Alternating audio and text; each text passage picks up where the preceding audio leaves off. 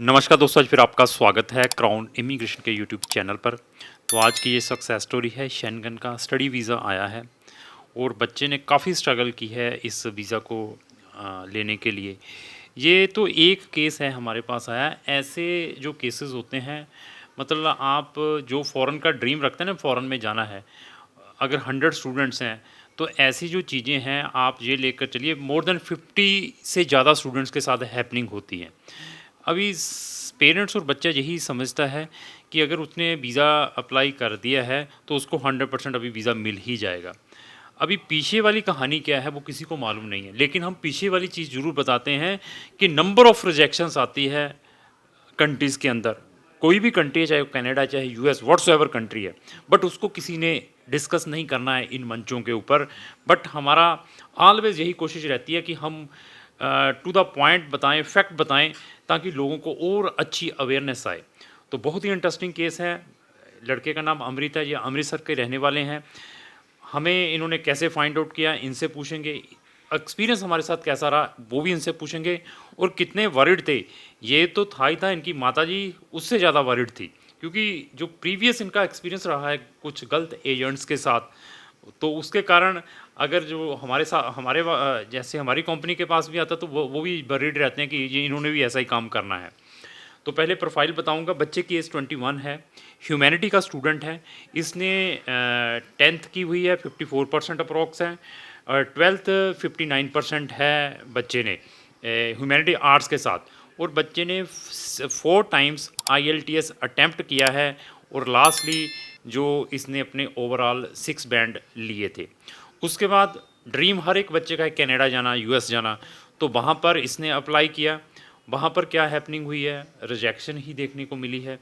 USA के अंदर भी रिजेक्शंस मिली हैं। तो रिसर्च करके फिर गलती से हमारे पास आ गया। ये आया, डिस्कशन हुई, इनकी माताजी भी आई, ये भी आए। डिस्कशन करने के बाद, इसकी प्रोफाइल देखने के बाद, तो इमीडिएटली कहते कि हमने केस करवाना है। पता नहीं कैसे एकदम ट्रस्ट जागा कि कहते क्राउन वाले करवा सकते हैं। तो मैंने इनका केस, मैंने फिर बताया कि हमारे पास 100 कंट्रीज़ के ऑप्शंस हैं। अगर इन्हें ये सारी ट्राइयाँ करनी भी होती तो हमारे पास विद वन रजिस्ट्रेशन 15,000 देकर ये सारी की सारी कंट्री के इनको नज़ारे दिखा देने थे।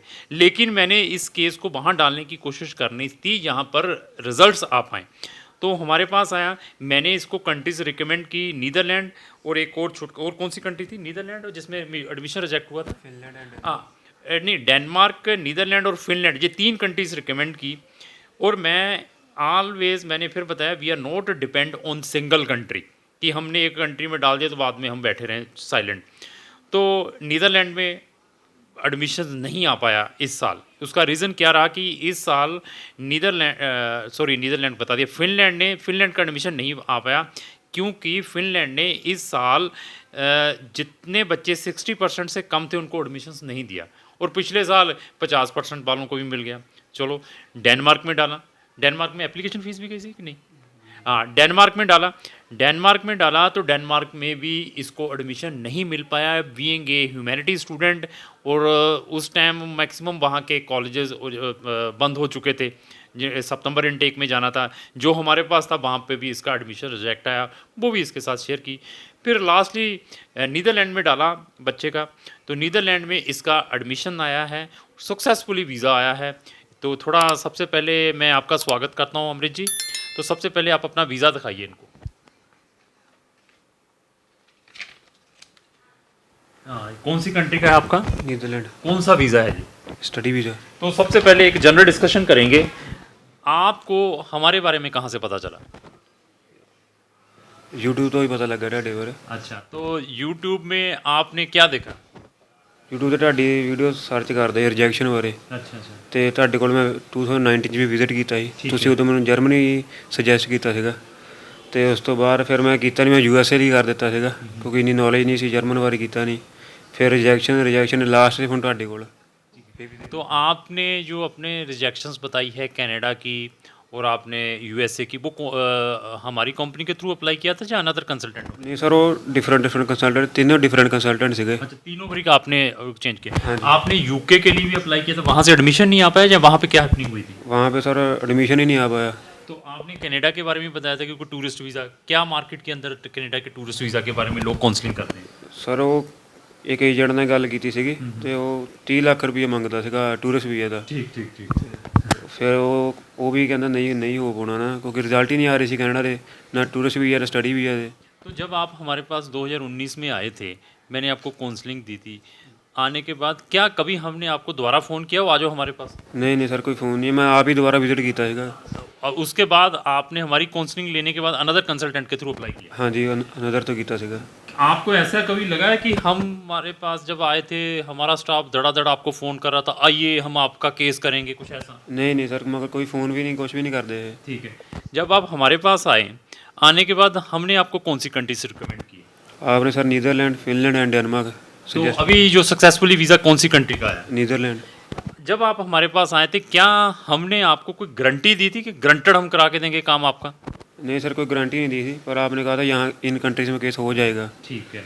तो ड्यूरिंग द प्रोसेस टेंशन तो बहुत रहती है क्योंकि पीछे कहीं धक्के खाए हुए आपने, तो आपको भी फील तो होता होगा, लगता है कि मेरी किस्मत ठीक नहीं है, यहाँ से भी रिजेक्शन है, ऐसा कोई फीलिंग? हाँ जी, वो सीगी सर, क्योंकि पिछले 3 रिजेक्शन देखियाँ, फिर अगे चांस नहीं लगता उन्होंने, नहीं शायद नहीं इस बार भी नहीं होना, पर फिर भी सक्सेसफुल ही हो गया। तो इसके अलावा जब आपका हमने एडमिशन्स करवाया, एम्बेसी के अंदर गए हैं जब आप नीदरलैंड की, तो वहाँ पर क्या कोई इंटरव्यू होती है? हाँ जी सर, शॉर्ट टाइप इंटरव्यू लेंदे इंग्लिश, और जनरली क्वेश्चन पूछते तुहाडा यूनीवर्सिटी किहड़ी है, कित्थे चले हो, क्यों चले हो। तो लास्ट जो आम क्वेश्चन सबसे पूछा जाता है कि क्राउन इमिग्रेशन के साथ ओवरऑल एक्सपीरियंस कैसा रहा, चाहे आपका, चाहे आपकी माताजी का, चाहे किसी भी टाइप के ऊपर एडमिशन्स को लेकर, चाहे आपकी कोई कॉल आती है, चाहे कोई व्हाट्सअप का मैसेज आता है, चाहे मुझे, चाहे मेरे स्टाफ को, इवन अगर आपने मुझे भी मिलना होता है, क्राउन इमिग्रेशन का डायरेक्टर को भी डायरेक्टली मिलना होता है, क्या उसमें भी कोई प्रॉब्लम आती थी? हमारा स्टाफ मिलने नहीं देता, या कोई रिप्लाई नहीं करता, या मैं नहीं रिप्लाई करता, कैसा? नहीं सर, सारा स्टाफ भी बढ़िया, तुसीं बढ़िया, सारा काम भी ट्रांसपेरेंट ਸੀਗਾ। ਵੀ ਕੋਈ ਵੀ ਜੇ ਮੇਲ ਆਉਂਦੀ ਸੀ ਮੇਰੇ ਨਾਲ ਸ਼ੇਅਰ ਕੀਤੀ ਜਾਂਦੀ ਸੀਗੀ ਵੀ ਇਹ ਦੀ ਜਾਂ ਕੋਈ ਮੇਰੇ ਤੋਂ ਚੀਜ਼ ਲਕੋਈ ਜਾਂਦੀ ਆ, ਸਾਰਾ ਕੁਝ ਨਾਲ ਹੀ ਨਾਲ ਪ੍ਰੋਸੈਸ ਚੱਲਦਾ ਹੀ, ਵਿੱਚੇ ਮੈਂ ਵੀ ਪ੍ਰੋਸੈਸ ਦੇ ਇਨਵੋਲਵ ਸੀਗਾ, ਮੈਨੂੰ ਵੀ ਸਾਰਾ ਕੁਝ ਨਾਲ ਹੀ ਟਾइम टू टाइम अपडेट ਹੁੰਦੀ ਸੀਗੀ। चलो ठीक है। तो अभी ये इन्होंने अपनी पूरी सक्सेस स्टोरी बता दी है। अगर आप भी इसी टाइप के किसी भी टाइप के वीज़ा जो रिजेक्टेड है, व्हाट्सएवर है, कोई ओपिनियन चाहते हैं, सीरियस है, तो तब कॉन्टैक्ट करें। यहाँ पे टाइम पास वाला काम कोई नहीं है। आपकी प्रोफाइल को इमीडिएटली असेस करके आपको बता दिया जाएगा कि आपकी एलिजिबिलिटी कहाँ पर बनती है, कहाँ पर 80-90% चांसेस हैं। सिंस क्राउन इमिग्रेशन के पास 100 कंट्रीज़ के ऑप्शन है, जैसे इस बच्चे ने और पेरेंट्स ने 3 कंसल्टेंट चेंज किए हैं, उसके पास, और ये सारी की सारी सर्विसेज आपको 15,000 में मिल सकती थी। 15,000 हमें एडवांस देना था, और उसके बाद जो हमारी फ़ीस लगनी थी जब वीज़ा आना था तब देनी पड़नी थी। तो ऐसी अगर आपको फैसिलिटी कोई और कंसल्टेंट देता और इतने ऑप्शंस देता, तब मैं आपको डेफिनेटली रिकमेंड करूँगा कि आप उस कंसल्टेंट की सर्विस लेने की कोशिश करें। तो इस टाइप की सक्सेस स्टोरी मैं ऑलवेज अपने सोशल मीडिया के ऊपर डालता रहता हूँ, और आप चाहते हैं व्हाट्सएप पर वीडियो में अपने सोशल मीडिया पर डालूँ, उसकी नोटिफिकेशन सबसे पहले आप तक आए, तो आपको हमारे जितने भी सोशल मीडिया इनको इमीडिएटली फॉलो करना पड़ेगा।